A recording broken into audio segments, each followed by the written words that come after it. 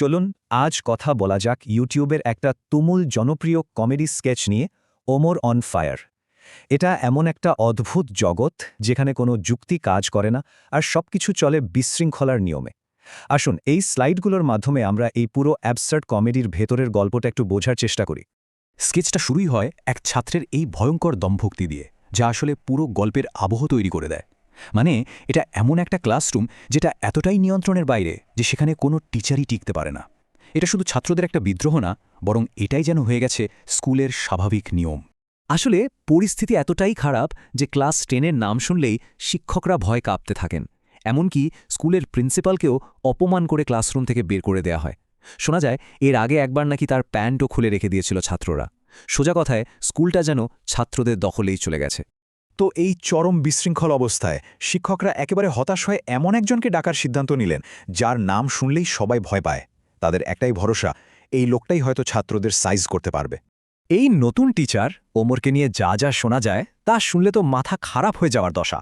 অন্য শিক্ষকরা তার সম্পর্কে যেসব তথ্য বলতে থাকেন সেগুলো একটা আরেকটার চেয়ে অদ্ভুত। যেমন বলা হয় সে নাকি ছাত্রদের লাশ দিয়ে বানানো বিছানায় ঘুমায়, 1000 ছাত্রকে খুন করেছে, আর এখন নাকি ছাত্র মারার সেঞ্চুরি করার মিশনে নেমেছে। ভাবা যায়? আসল মজাটা তো শুরু হয় তখন যখন একজন সাধারণ শিক্ষকের যোগ্যতার সাথে ওমরের যোগ্যতার তুলনা করা হয়। একদিকে একাডেমিক ডিগ্রি আর পাবলিশড পেপার, আর অন্যদিকে কুংফু সার্টিফিকেট, 128টা ক্রিমিনাল কেস আর অস্ত্রের লাইসেন্স। তাকে যে কেন চাকরিটা দেওয়া হয়েছে সেটা এখানেই পরিষ্কার হয়ে যায়। আচ্ছা, এবার তাহলে ওমরের ক্লাসরুমে ঢোকা যাক। তার পড়ানোর পদ্ধতিটা যে তার নামের চেয়েও অনেক বেশি ভয়ঙ্কর আর হাস্যকর, সেটা এখনই বোঝা যাবে। তার ক্লাসের নিয়মকানুন খুবই অদ্ভুত। মানে আপনি নির্দেশ মানলেও মার খাবেন, না মানলেও মার খাবেন। যেমন এক ছাত্রের নখ পরিষ্কার ছিল, তো তাকে শাস্তি দেওয়া হলো এই বলে যে সে নাকি মেয়েদের নামে বদনাম করছে। এখানে কোনো লজিকই কাজ করে না। ক্লাসের পড়াশোনা শুরু হয় গ্রামার দিয়ে, কিন্তু ওমরের কাছে গ্রামারের সংজ্ঞাটা কি? তার মতে গ্রামে যে মায়েরা থাকে তাদেরকেই নাকি গ্রামার বলে। এর চেয়ে অ্যাবসার্ড সংজ্ঞা আর কি হতে পারে? ইংরেজি ক্লাসেও একই অবস্থা। এখানে ভাষা হয়ে ওঠে তার খুশিমতো শাস্তি দেওয়া বা প্রশংসা করার একটা হাতিয়ার। যে ছাত্রটা সঠিক উত্তর দেয় তাকে মার খেতে হয়, আর যে অ্যাপেলকে পাইনাপেল বলে তার কপালে জোটে প্রশংসা। তার একাডেমিক অ্যাবসার্ডিটির চূড়ার সম্ভবত রসায়নে তার এই আবিষ্কার। এর জন্য নাকি সে অস্কারও জিতেছে। তার থিওরিটা হলো সোডিয়ামের Na আর নাইট্রিক অক্সাইডের Ni মিলে নাকি হয়ে যায় নানি। যুক্তিটা সত্যিই অস্কার পাওয়ার মতোই। আর গণিতের কথা তো ছেড়েই দেওয়া যাক।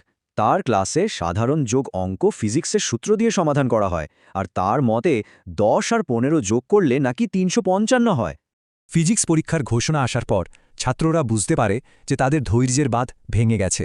তারা ঠিক করে এই অত্যাচার আর সহ্য করা যাবে না, এবার নিজেদেরই কিছু একটা করতে হবে। তবে তাদের প্ল্যানটা কিন্তু শুধু মারামারির ছিল না, এর জন্য দরকার ছিল নিখুঁত কৌশল আর বুদ্ধি।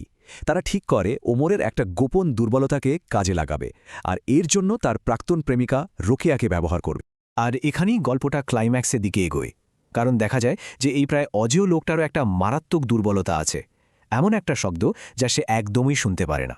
প্রশ্নটা হলো, কি সেই একটা শব্দ যা এই ভয়ঙ্কর শিক্ষক একদম সহ্য করতে পারে না? আর সেই শব্দটা হলো পারি না। তার প্রাক্তন প্রেমিকা রোকেয়া খুব চালাকির সাথে তাকে দিয়ে এই নিষিদ্ধ শব্দটা উচ্চারণ করায়, আর ঠিক তখনই সে দুর্বল হয়ে পড়ে আর বিষ মেশানো পানিটা খেয়ে নেয়। কিন্তু গল্পের শেষটা আরও অদ্ভুত। যে ছাত্রটিকে ওমরের লাশটা ফেলে আসার দায়িত্ব দেওয়া হয়, সেই ঘটনাক্রমে সেই একই শব্দ উচ্চারণ করে বসে, আমি তো নৌকা বাইতে পারি না, আর সাথে সাথেই সে নিজের ভাগ্য নির্ধারণ করে ফেলে। তাহলে এই পুরো বিশ্লেষণ শেষে একটা প্রশ্নই মাথায় আসে। এমন একটা চরম অযৌক্তিক দুনিয়ায় সম্ভবত সবচেয়ে বড় ভুল হলো যে কোনো কিছুকে আক্ষরিক অর্থে বা যুক্তি দিয়ে বিচার করা। যারা সেটা করতে যায় তারাই সবচেয়ে বেশি ক্ষতিগ্রস্ত হয়।